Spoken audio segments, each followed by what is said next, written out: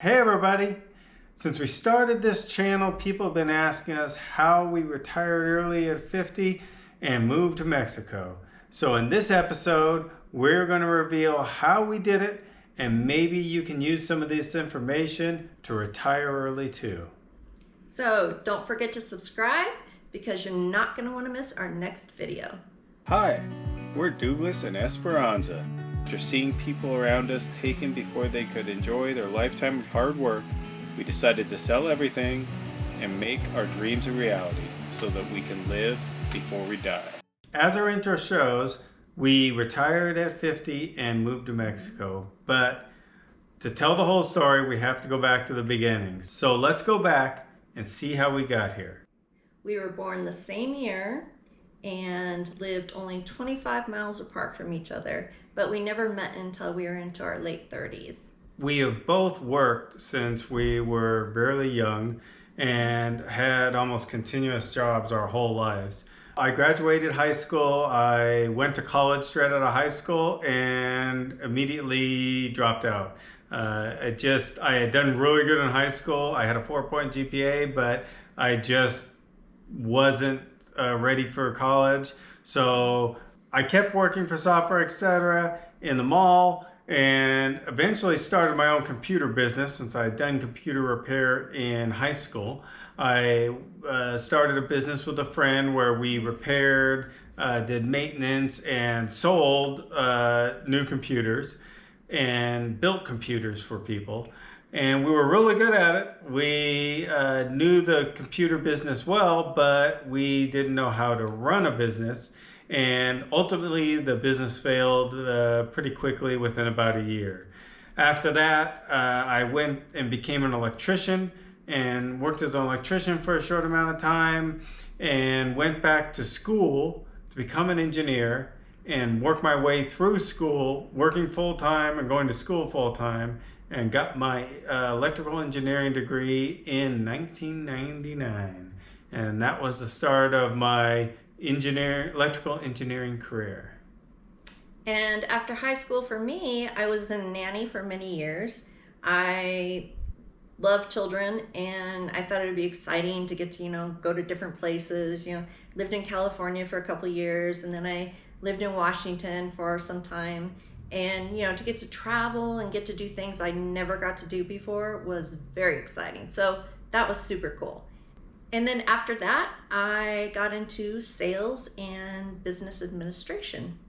Our lives were eerily similar, even though we had never met each other from this point on. We both were married in the early 90s. We both had kids around the mid 90s. And we both got divorced in the early 2000s. And then lived as single parents and raised our kids separately until we met and got married in 2009. You have to look. Wow. Freaking idiot. We both worked for most of our lives, and we both had a reset after we got divorced and we had to start over. So how do we go from that to 20 years later being able to retire and move to Mexico?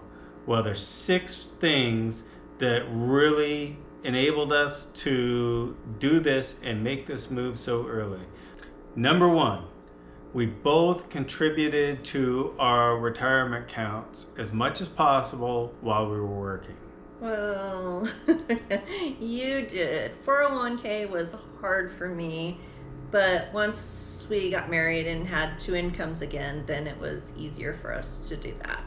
And there were times when I was financially strapped and had troubles, and I did cut back and even stop contributing for a short amount of time to my retirement accounts.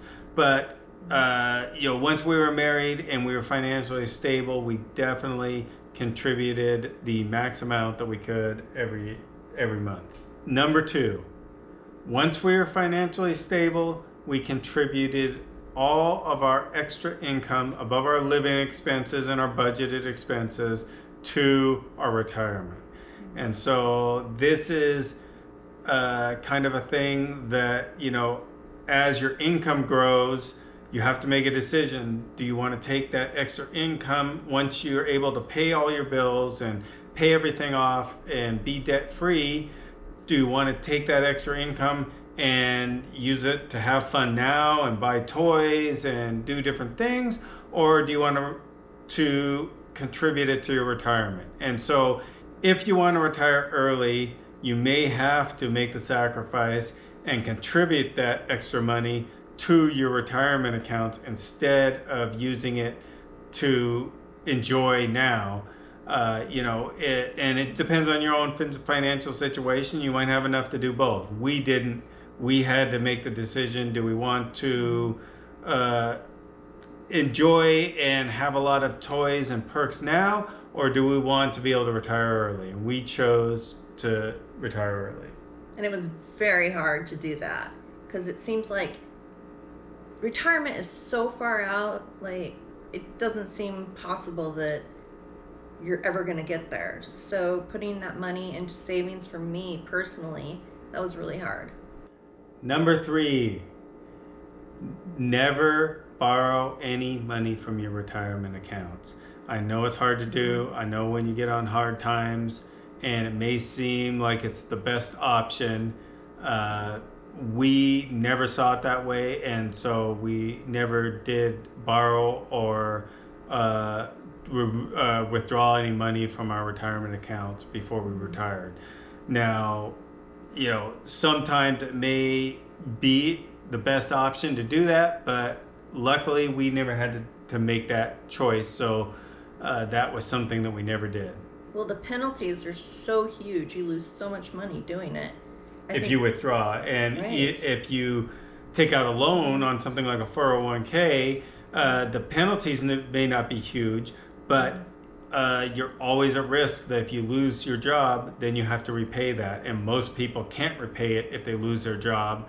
And then you end up taking the penalties when you can't repay that loan. So you really have to think if it's something that you're willing to risk. Number 4, this is a really hard one in the society that we live in the U.S., and that's not to increase your standard of living when your income increases. So, everybody tells you that being successful means you can have that, fancy car, you can take that luxury vacation, or you can big house. You can buy a big house and have toys. And so, that's kind of the American way of life. But if you do that, you're continually increasing your standard of living, and you're increasing the amount of money you need to support that standard of living, which gives you less money that you can save for retirement. Right. So, we resisted that and tried to maintain the same standard of living that we had when we got married throughout the entire time that we've been married. So we lived in a 1,400 square foot ranch house, 3-bedroom, 2-bath ranch house in the suburbs. We had 2 kids. We lived in the same house the entire time we were in Oregon. And even though we could have afforded to buy a bigger house and move up, we decided we didn't want to, because the house was, enough room for us, and we were comfortable there and happy. Also, we had just, what I would call standard cars. We had a 4Runner and Honda Civic, these type of cars, and we'd never bought any luxury cars. We went on vacations, but we tried to keep it to 1 vacation a year, and really try to control the cost of the vacation as much as possible. We looked for hotels that were a good deal. We still wanted, an ocean view, but you can get an ocean view for, in Hawaii for $150. Or you can get an ocean view in Hawaii for $2,000 or $3,000, and we would always go for the $150 option. And we would look for condos where we could rent a condo for $100 or $125 for a one-bedroom condo for the two of us for a night. And you really can save that way. Number 5, and this is kind of an important one right at this time, because the housing market is starting to decline. So one of the rules we really live by was don't sell when the market's down. And this can be hard because you can end up getting stuck somewhere for a long time because you're waiting for the market to recover. This, actually happened to us when we got married. We both had a house. Esperanza had a house, and we ended up keeping that house and renting it for several years because the housing market was still down from the crash in 2006. And we kept that house and rented it until the housing market recovered. We definitely made a choice to sell the beginning of this year when I had done a considerable amount of research, and I was convinced that the housing market was going to start declining in the second half of 2022. And so around the end of last year, we had a discussion, and we said, this is kind of the now or never moment. We're either going to sell now at the peak and get out of the housing market, or we may be stuck for another 5 or 10 years. Who knows how long it takes for the housing market to recover. And we decided to make that move. We made the move at the right time, luckily, and that maximized our return on our investment on our house. And now we come to the most important thing that we have done to save for our retirement and retire at 50, and that is living by my motto that you should never hire anyone to do anything that you can do yourself. Okay, so I have always lived by this motto. Even before there were things like YouTube, I would seek out people to help me and people to teach me how to do things whenever I needed to do anything. If I needed to roof my house, or if I needed to work on my car, I would find somebody to show me how to do it and try to do it myself. And since the advent of YouTube, you can literally get on YouTube and find a bunch of people to show you how to do almost anything, any obscure thing that you want to do, anything you want to fix, anything you want to build. You can find somebody on YouTube. They'll show you how to do it step by step. And a lot of people think, oh, it's too hard, I can't do that. It is not. There are few things in this world that are in construction or in auto repair where either you need very specialized skills that take a long time to learn, or you need specialized equipment that is very expensive or difficult to get, or you need a lot of manpower to do some things. Those things, of course, you can't do yourself, but that's only a very small percentage of things. And most everything else that you want to do, maintenance, construction, repair, you can do yourself, trust me. And this is what has really saved us a tremendous amount of money, especially on the construction side. So we have remodeled 2 houses all the way down to the studs. Our house in Southern California, we totally remodeled down to the studs, and we reconfigured the kitchen and both the bathrooms and the master bedroom and added a master closet. So we did a tremendous amount of work there. We did almost all of the inside work ourselves, except a few things like the shower glass and the countertops, which are generally done by the vendors, but everything else we did ourselves. And now the outside of the house, we had a pool put in and a retaining wall and some other items. That work, we did hire some of that out because that's kind of work that you have to have a huge crew. You know, you can't lay 1,000 square feet of concrete with 2 people and finish it. You know, you can't put in a in-ground pool or do a huge retaining wall. So, but we built a huge outdoor cabana. We did that ourselves, and you know, the total cost of these renovations was about $75,000. For $75,000, which most of that cost was just the cost of materials. We did almost all the work ourselves.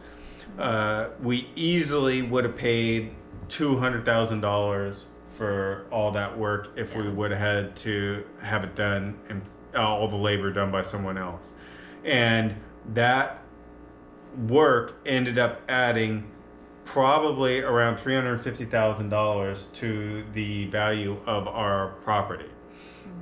And so, you know, what you can do is the return on investment is incredible when you do the work yourself. You know, taking a $70,000 investment in materials and getting $350,000 worth of value out of that, that's a 5x return on your investment. You know, there's not many places you can get that kind of return on investment. So really, the key we want to get across here is that if you to put in the effort to learn how to do these things yourself, to do your own repairs, do your own maintenance on everything you have, and do your own construction, you can save an incredible amount of money and create an incredible amount of value and get a good return on your investment, which is going to help you retire sooner. We could not have afforded to stay in San Diego or a lot of the U.S. And live there retiring at 50 because we just wouldn't have enough income to do that from our retirement investments. And so we had already been looking at Mexico. We've always been talking about possibly moving to Mexico. Before we ever decided to do this, we sat down and made a budget and went through extreme research to see what it would cost to live in the areas that we wanted to live, housing and food and everything, and medical insurance. And so we made a budget and we saw that we could, with the retirement savings that we have, live in Mexico. But it's because of the cost of living here, you know, in the area that we're in. You know, the cost of living is about half to a third of what it was in San Diego, in the San Diego area. Here in Mexico, our entire monthly budget is about the same as our mortgage payment and property tax payment was in the US. Generally, you buy a house with cash. We had budgeted $300,000 for the house, and once you purchase a house here, you only really have property taxes and utilities. Property taxes here are about less than 1/10 of what they are in San Diego area. On a $300,000 house here in Mexico, you're going to pay about $300 a year in property taxes. So that's, you know, $25 a month. Huge. Okay, now this is the part of the video where I want to put a big asterisk and caution everybody. Mexico is not for everyone. You know, I'd love to say everybody should move to Mexico and you're going to love it here, but that would not be true. I can guarantee you there are people that would come to Mexico and would not like it at all. Mexico is significantly different culture than the U.S. Mexico in general, can be very noisy, for example. There are dogs barking. There are people having parties. There is, people driving around in their cars with their radios blasting at 3 o'clock in the morning. Roosters crowing all the time. And these things are normal in Mexico. Our original plan of retiring and just relaxing for our retirement has all gone out the window. We are now in the process of buying property. We are getting close to closing on that property, and we are not only going to be building our house, we are going to be building a small boutique resort and possibly even something else. So we don't know what else. We're going to have more room. It's a 1 acre property, so it's large, and we have a lot of room to do a lot of stuff on there. So we're going to take you through the whole process, and you're going to get to see us building the resort, building our house, building whatever else we build on it. So if you want to see what it's like to build in Mexico, definitely watch, because we're going to show you every step of the way. Yes. If we screw up, you're going to see it. If we make mistakes, you're going to see it. And you're also going to get to see what we're able to achieve, and we're going to tell you how much it costs and how long it takes, so that you could see what if I wanted to do this, what could I do? Thanks for watching the video. I hope you enjoyed it, and please like the video if you liked it. If you didn't like it, go ahead and dislike it. Either way, we thank you for watching. Yes, and never forget to live before you die.